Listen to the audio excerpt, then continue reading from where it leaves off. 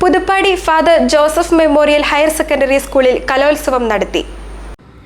Puthuppadi Father Joseph Memorial Higher Secondary സ്കൂളിൽ 2 ദിവസങ്ങളിലായാണ് കലോത്സവം നടത്തുന്നത്. 4 ഹൗസുകളായി തിരിഞ്ഞാണ് വിദ്യാർത്ഥികൾ മത്സരങ്ങളിൽ പങ്കെടുത്തത്.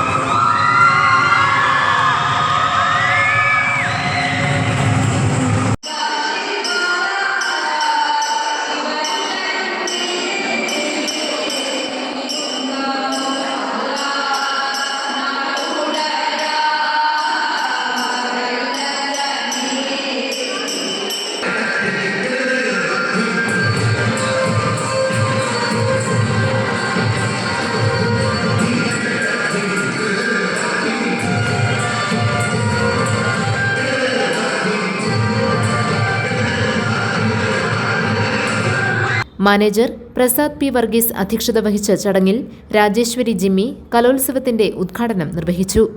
എ സുനിൽ, മീര കുത്തൂർ, പി സജി, ധനുഷ സന്തോഷ് തുടങ്ങിയവർ പ്രസംഗിച്ചു.